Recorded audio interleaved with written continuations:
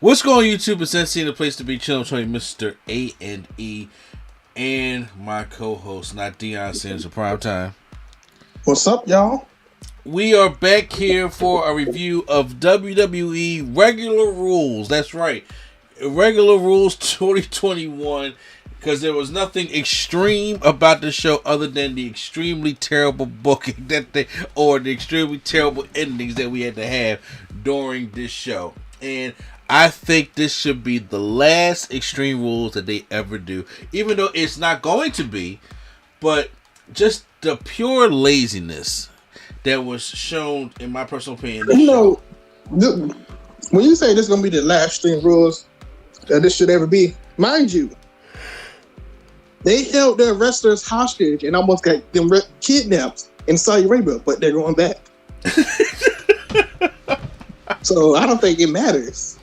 You're right. And you know what? You're absolutely right. You're absolutely right. So, and actually, they gotta go back to Saudi Arabia even when they probably don't even want to. But that's just the sucky thing about this shit. To be completely honest with you, so we're gonna do our review of Extreme Rules, and I am usually, when we do these reviews, I am usually very, fair on both sides. I mean, I feel as though that's fair, right, Prime? Yep, that's fair. Yeah, but there is just something about tonight's show that pisses me off. That's obviously gonna bring my rating down a little bit, because I'm gonna be real. The match quality for most of the matches were not bad, actually pretty good. Like to me, that triple threat match was dope. For the United States Championship, and I thought the Extreme Rules match was good until the finish. And so there is a lot of things that we gotta talk about. So let's get right on into it. First off, we kick off the show with the pre-show, which I never watched the pre-show usually at all. And of course, they added Liv Morgan versus Carmella onto there. Liv Morgan picked up the win. I didn't see the pre-show. I don't know how the match went down or anything like that. I really didn't care. You know what's funny though is they've been building up that match with no heat for a long time with Carmella and Liv Morgan to be on the pay-per-view, but they just makeshift made a match like 20 minutes before. But you know what? That's actually a good point too. That is a good point, because what the fuck is going on? But what do we know? But so we kick off the Extreme Rules show with the already made match that was scheduled, that was made like 20 minutes before, of a 6-man tag team match. The New Day taking on the team of Bobby Lashley, Omos, and AJ Styles.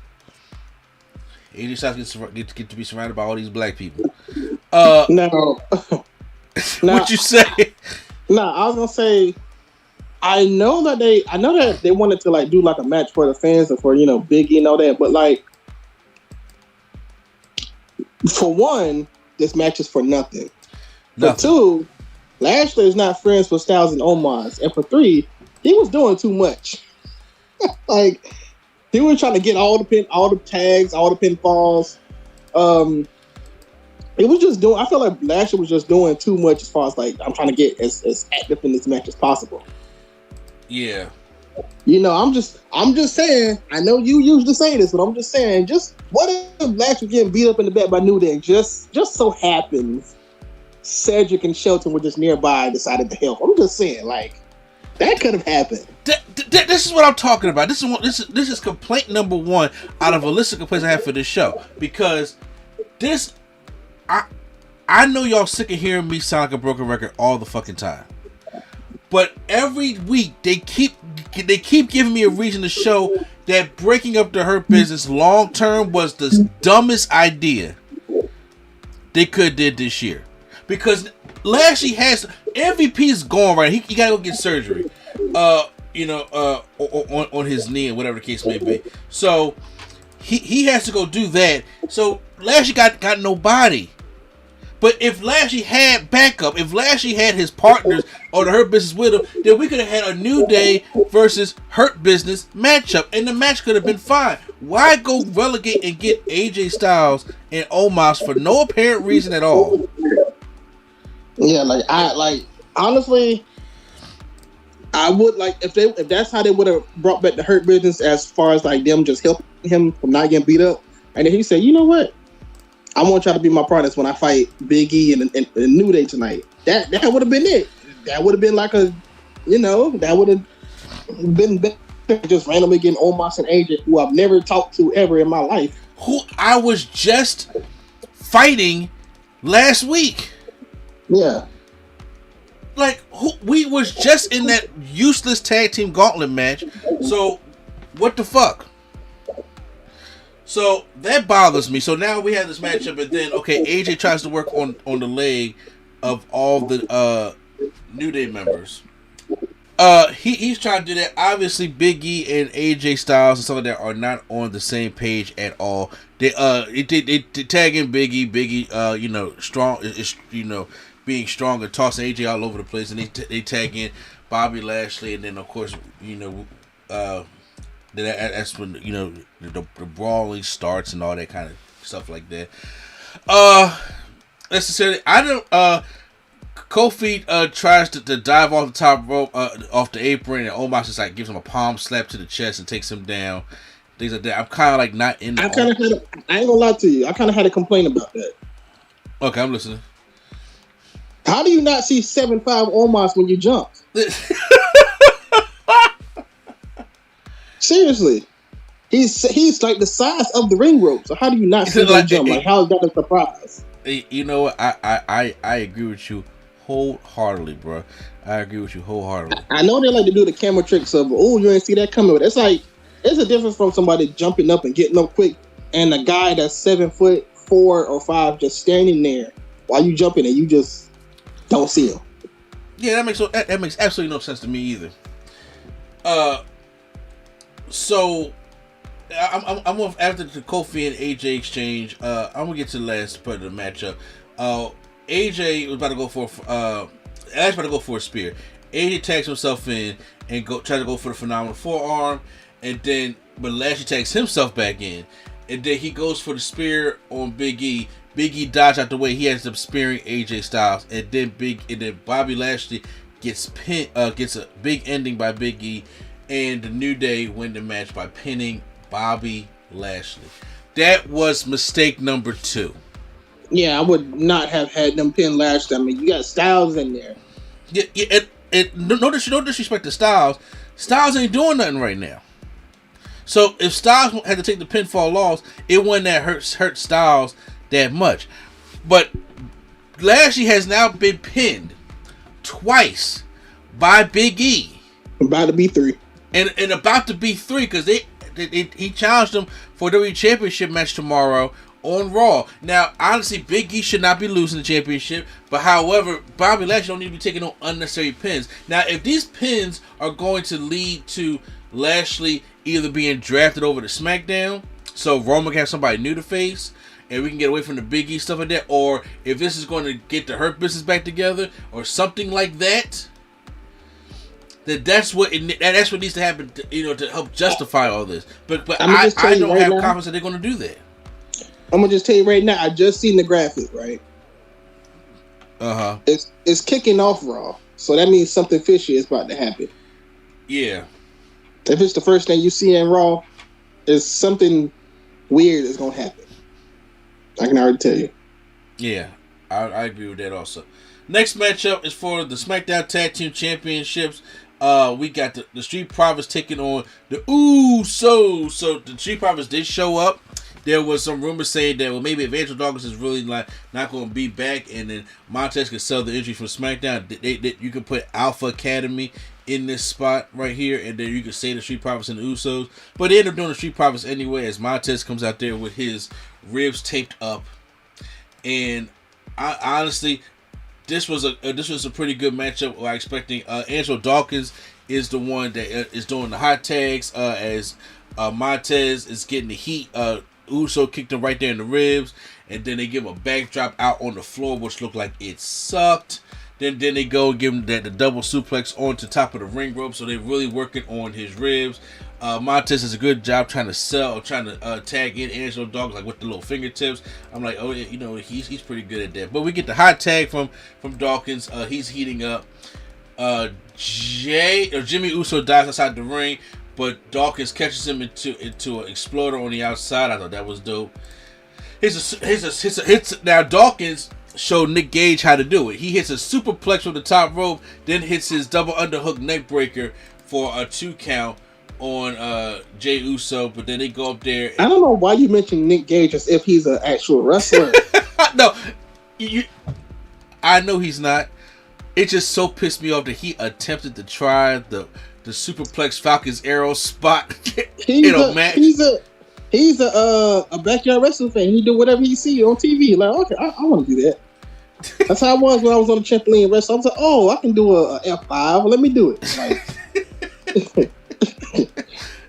and I'm like, when I saw that made me mad in that Jericho match. I'm like, why Jericho even allowing him to try this shit right now? So Jericho wanted to hang with the tough boys. No, he wanted to hang with Jericho. Okay, let's respect Jericho on that one. But anyway, no, I said Jericho wanted to hang with the tough boys. Like he want to show that he can do whatever it takes. Yeah, all right. He ain't gonna do this shit again. Montez Ford comes off and does a blockbuster, super blockbuster neck breaker to Jey Uso. And for a 2 count. You know, sorry to keep interrupting. Why is that not like their signature? Like their finisher? The signature or finisher, like their. I don't know, because it is very pretty. It's very pretty when he does it. Yeah. It's but you know, because their sky high frog splash combination is their finish. Okay. Double spine buster to Dawkins, but then Montez goes up and goes for the frog splash. They get the knees up, and then so the match continues. So then both Usos get tossed to the outside. Montez flies over the top rope, sacrificing himself. And I'm talking about flies over where the turnbuckle stuff is at, because that's higher. You had to jump higher than over the ring ropes. And he cleaned that joint. That man got some bunnies. Then he rolls it back and comes back in, hits a frog splash, and I really thought that was about to be the end of it. But Jimmy finally comes up there and breaks up the pin, super kicks him in the abdomen, super kicks Dawkins on the outside, double Uso splash, and the Usos retain the tag team championships. I know they're part of the... Huh? I was gonna say, one of them looked like they landed on his head, though. It did. Yeah, I don't know which one it was, but I was like, woo, that was too close for comfort right there. But it was still a great match by because these are two great teams. I know the Usos and the Bloodline. The Bloodline's the only thing that's saving the Usos right now from, mattering. But I still think it was... When y'all know Q was... Bruh, hype. Okay, just hype. And I'm just like, oh, whatever. Okay, so the Usos, I'm telling y'all, man, look. When the Hurt Business get back together, we gonna take this shit. Next up, for the Raw Women's Championship, we have Charlotte taking on Alexa Bliss. Did y'all peep the whole Venom Charlotte gear that she had on? This is where I dipped off at. Okay. Well, so for y'all that's listening, I fell asleep during this show and I had to go watch the rest of it later. This is where I dipped off at. Like, before this match, I kind of... Like, before this, when the graphic of this match came up, I said, all right, I'm going to lay down. So I went in the other room. I went in the other room to lay down, and I just had it. I was just listening to it. So I fell asleep, and then I woke up after the ending. But yeah. So I'm just letting y'all know this was the turning point for me. I feel you. I did like but the symbiote and the Venom mouth behind her head was dope. I enjoyed her costume choice. So this matchup was actually pretty good because we didn't do any of the spooky stuff. It was just regular Alexa Bliss. I have not seen Alexa Bliss wrestle like Alexa Bliss has in a while. There was one point where Charlotte had she was doing like the surfboard stretch, had her foot on the back and was pulling Alexa Bliss's arms up. And since Alexa Bliss is double jointed, it looked like she kind of like popped her arm out to get out of it. It kind of looked kind of And I was like, okay, I don't want to see that again. So Alexa fires back with a comeback with a Hurricane Rana to Charlotte into the corner. A double dropkick to the outside. She tries to go for another Hurricane Rana, but Charlotte just whams her into the barricade. And Charlotte does the Andrade moonsault, like, you know, when he flips backwards and then they roll out the way and she does another moonsault. I was like, oh God, why is she so athletic, but her moonsaults look so fucking terrible. Alexa Bliss hits a cold raid on Charlotte, but Charlotte kicks out at 2. Alexa Bliss gets it down the corner and stomps right on the back. Goes for the Twisted Bliss, but misses it. But then hits a DDT on Charlotte, and I forgot, like, oh, that was Alexa Bliss's move for a minute. But Charlotte kicks out, throws taunts her with Lily, and then hits her with the big boot. Wins the matchup. After the match, Charlotte. this is what I woke up on, hearing these noises. That's what I woke up on. Charlotte goes and is ripping Lily apart, right? She's tearing her up and everything. And, you know, I thought this shit was hilarious. Alexa Bliss gets all pissed off. She runs in there, jumps on Charlotte's back, right? Charlotte said, "Get the fuck off me." Throws her outside the ring, beats her up, and throws over the announce table and leaves. I thought that shit was hilarious. I'm like, yo, stop it. I'm not intimidated by you. You're not using no powers. We gotta be up this little doll. Screw you. Screw this doll. Screw this show. And she walked out. I love that attitude about it. So, Alexa Bliss. You know why she walked out? I felt like she was cool because she ripped up a doll that, for some reason, had this power over Alexa Bliss. It just... No. I like Charlotte's swag here, okay? Because, you know what I'm saying? I like the queen. She ripped up a doll, I'm saying. She's like, why are you trying to beat me up and you over here crying over a doll? Like, get out my face. Exactly. And threw her over the table and just bounced like, screw you. It's done.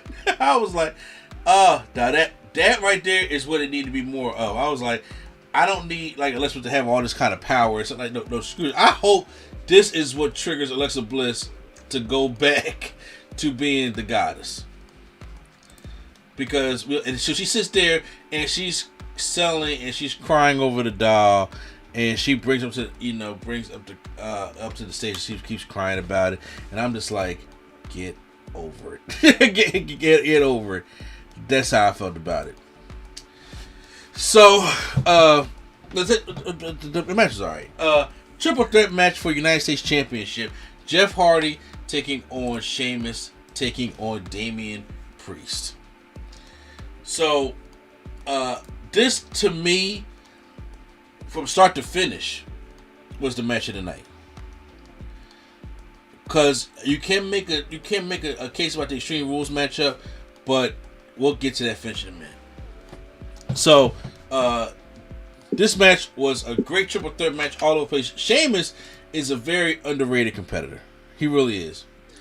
And Jeff Hardy is older. He can't do so much things, but Jeff Hardy, it can still. I'm glad it make it seem like they give a shit about Jeff Hardy, because after that whole 24/7 fiasco bullshit, they're like, okay, let's just put Jeff Hardy in something meaningful right now. Where he gonna be at tomorrow, bro? Not on the show. No, I think Jeff moving to SmackDown. But I'm saying, where he gonna be at after this momentum of technically he didn't get pinned? Not on the show. Yeah, he probably not gonna be. Well, we don't know. We gotta wait and see what happens on Raw, right? Damian Priest flips onto the outside, taking out both Sheamus and Jeff Hardy. Goes back into the ring. Him and Jeff Hardy have an exchange. Then Sheamus knocks him to the ring post. Gives Jeff Hardy a backbreaker. Keeps Damian Priest on the outside. Then gives him Oklahoma Slam. About to give the 10 bell thing on Damian Priest's chest, but heals it up. Jeff Hardy makes a comeback. There's a whisper in the wind to the both of them, which knocks Sheamus' mask off. But then now he goes to push Jeff Hardy into the clover leaf, and then takes Damian Priest and puts him in the white noise. Goes for the pin. Jeff breaks up that pin. Goes for the twist of fate, and then he goes for the swanton. Sheamus knocks Jeff Hardy off the top rope from about to do the swanton, right? Then he go to the top rope and start doing the Jeff Hardy taunting, and hits his diving knee off the top rope to Damian Priest. I was like, how the hell did he get that? Like, I didn't think he was going to make that. Match goes to some more. Sheamus goes to another top rope. Damian Priest hits a top rope. It looked kind of scary at first. A top rope choke slam to Sheamus off the top rope. Goes for the pin. Jeff Hardy breaks up the pin by hitting the Swanton Bomb. The fans were now really getting behind Jeff Hardy. It was really chanting like Hardy. Sheamus goes for the bro kick, and it takes Jeff Hardy out the ring, and then Damian Priest rolls him up and then wins the matchup. I would have liked for Priest to go for the reckoning and win it that way, but he wins with the roll up. Damian Priest still wins after the matchup. Yeah, I just want to know. Maybe I need help here. I mean, I'll use the roll ups, kind of help the people win. Why he can't get like a clean win over 40, 50-year-old Sheamus?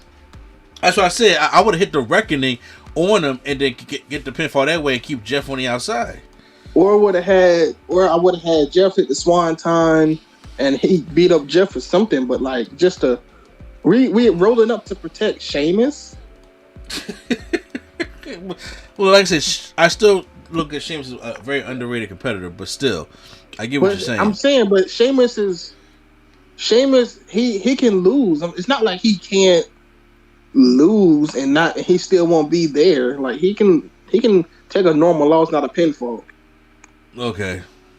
So what is he gonna say on SmackDown? You barely beat me. You rolled me up. You barely beat me. You rolled me up. Honestly, like I said, I don't know because this week is draft week, so I don't know what the necessary plans are going to be. So we have to wait and see what's going to happen necessarily with that. But Jeff Hardy does give his approval. Like passing of the torch to Damian Priest, which I thought was cool. They each do each other's poses and stuff like that. So I don't. What? Wait a minute. Wait, give me. You know what? I'm about to look this up right now as we speak. Well, Jeff Hardy did the little Damian Priest arrow. And then, I'm looking this up as we speak. Give me a second. I just gotta see something. Okay, Jeff Hardy passing the torch to somebody that's 3 years younger than him. It's such a class act. It's such a class act. I'm so happy. The new era is getting a chance to shine. It's so great. That's right. I keep forgetting. Like Damian Priest is like older. He like DDP. He's older. That sometimes it gets on my nerves because it's like Vince is always talking about how he wants all these young people, but yet like. Even though Priest deserves this push, you can't have Jeff be like, yeah, this is the up and coming new superstar, and they like almost the same age. Come on, man. Good point. Good point. Next matchup we get is for the. By the way, sorry, not in the row. By the way, Asuka just turned 40. Who just turned 40? Asuka. Oh wow, where is Asuka? I think she hurt. That's why the show's suffering. Like, where is my girl Asuka at, man? Wow. Okay. Well, she's gonna be on SmackDown for sure, though. Yeah. So we got the SmackDown Women's Championship. Becky Lynch taking on Bianca Belair. Extreme Rules. Yeah. Not an extreme thing. I figured, because the match is the pay-per-view is Extreme Rules mean. Basically, for the whole show, so whatever the case is, no disqualifications, anything goes, Extreme Rules. So we got all these normal matches, and I think for the first time ever,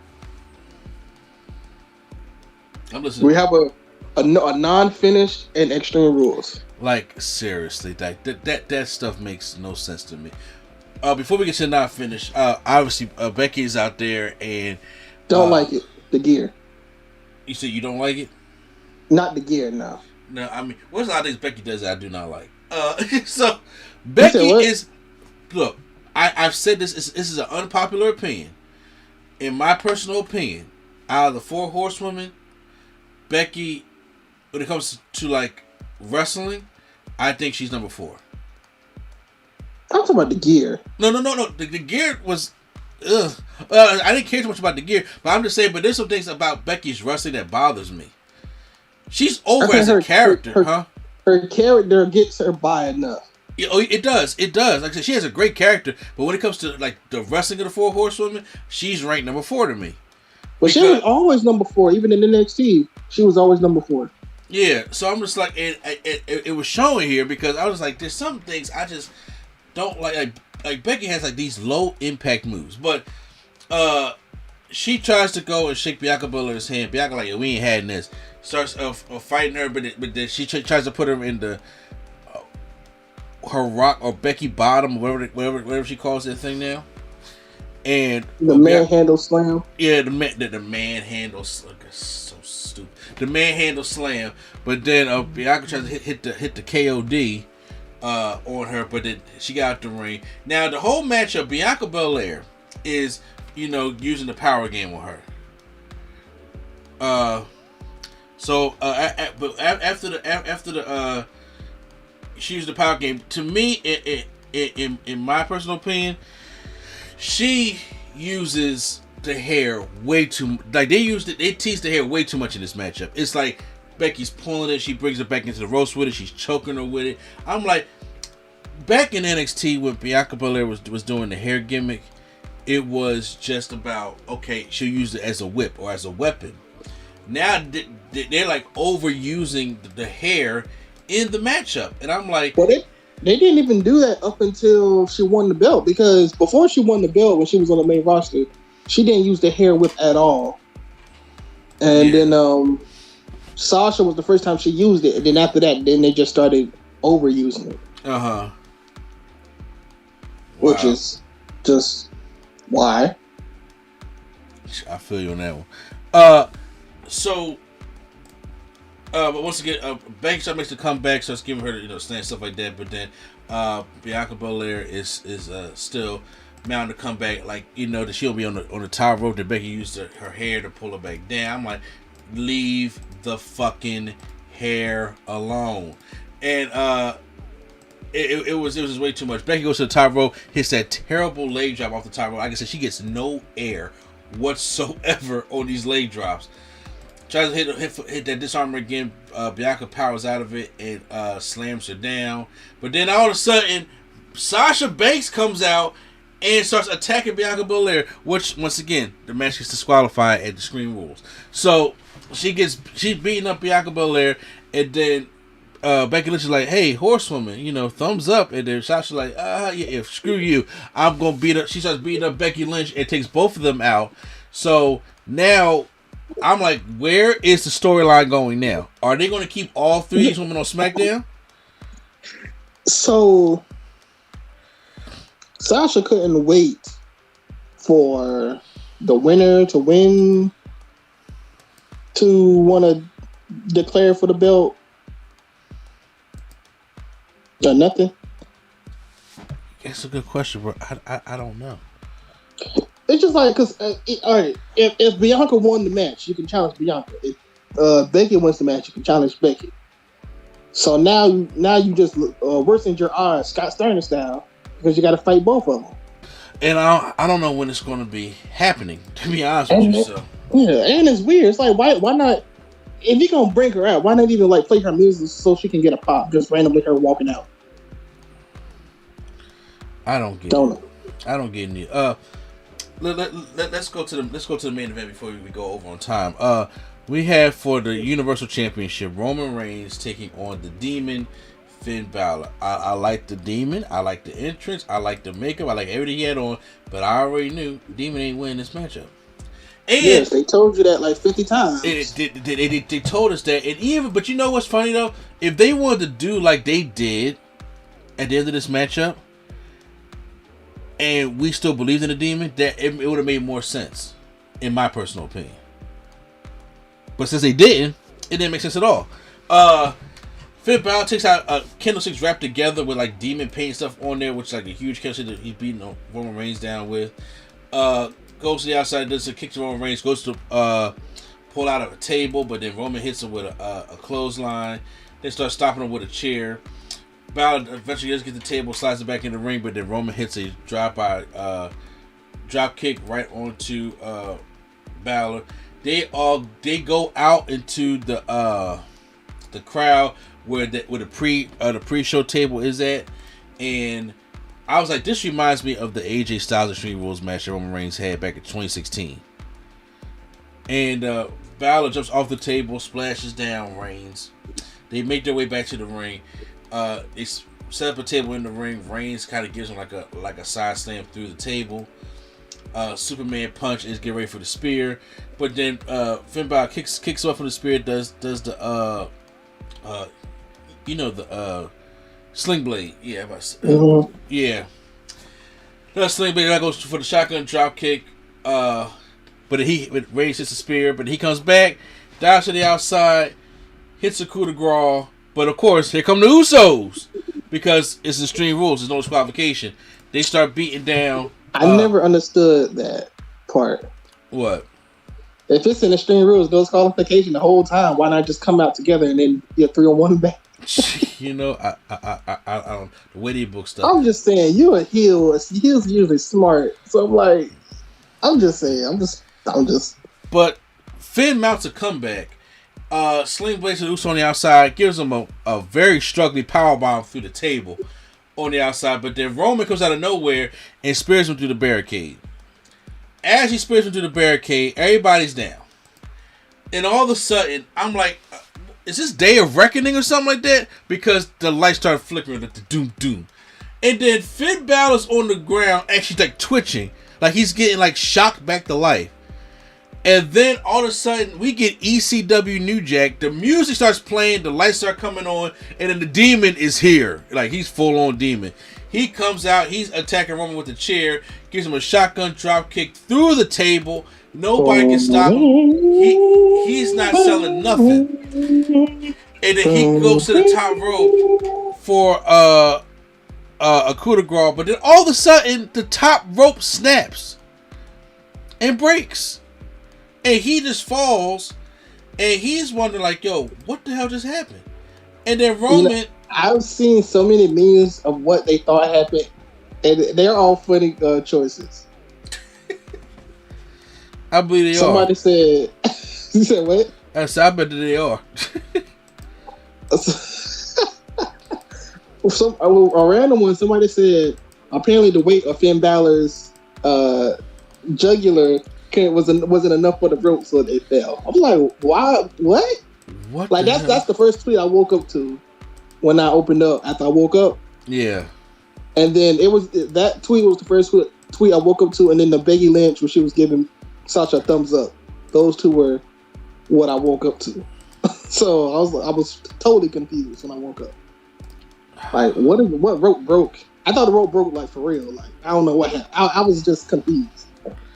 No, I feel you, and that's just what happened, and then it goes down, and he hits the spear and beats him just like that. Now here's the thing: if we did not know about the crown jewel thing, if Roman Reigns was not the tribal chief, and we knew, and they treat the Demon right, this would have made much more sense.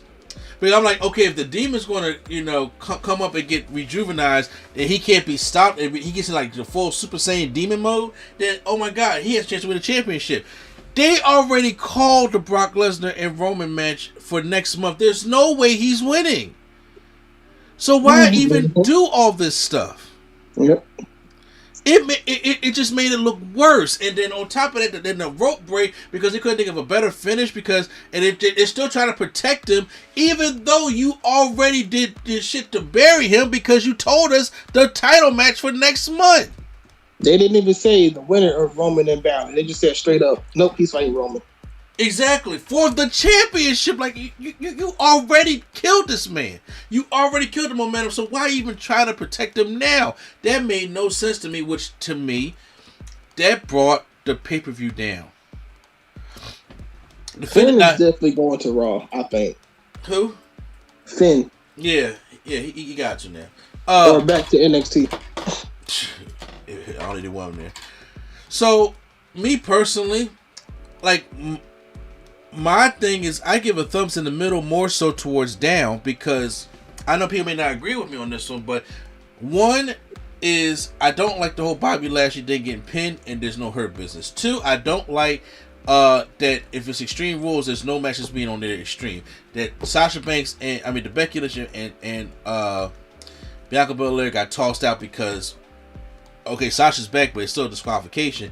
The whole Finn Balor thing at the end, it was becoming a decent match, but the whole thing at the end made absolutely no sense, especially after everybody knew he wasn't going to win the matchup. So, but like I said, the triple threat match was good. I like the Usos and the Street Profits match was good, but still, it's that thumbs in the middle, leaned more towards thumbs down for me because those things brought the show down. What about you?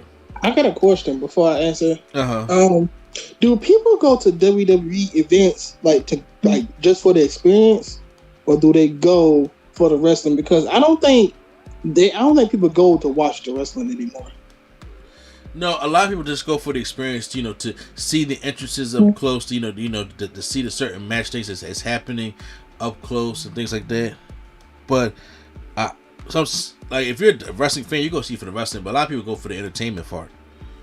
Yeah, because there's no way you can tell me this many people pay for this show thinking that, this is about to steal the show, or this is about to be out the park, and then get disappointed every time. Yeah. Like I said, Crown Jewel is the only thing they have going up in October. Then it's Survivor Series. So and then the draft coming. I don't know what the plan is going to be, but we gotta stay tuned to see. What's your grade? And didn't they say they're gonna have a King of the Ring? They ain't even started on it yet, and Crown Jewel is October. Yeah, they definitely didn't start on that yet at all. King ain't so. It's either it's not happening, or they gonna try to do it 2 weeks before and act like they've been planning this all the whole time or something. No, they had that. It's the hot shot, but when you hot shot book, you end up booking yourself into a hole, and that's what the problem's going to be. All right, so your final grade, Prime. Thumbs in the middle, close to down. All right, same thing here. So, guys, post any comments down below. How do you guys feel about Extreme Rules or Regular Rules 2021?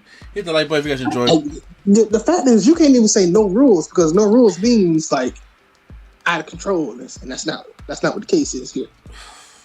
Not at all. Not at all. I hope they go away with this pay-per-view. Hit the like button if you guys enjoyed my reaction. Not reaction. Our review of it. Hit the like button. Also, and stay tuned for more WWE content or wrestling content right here on Nerd Coach NC Studios. So once again, it's NC and place to be. Jim Train, Mr. A&D, and not Deion Sanders with Prime Time. All right, Joe. All right, and the Nerd Coalition is out.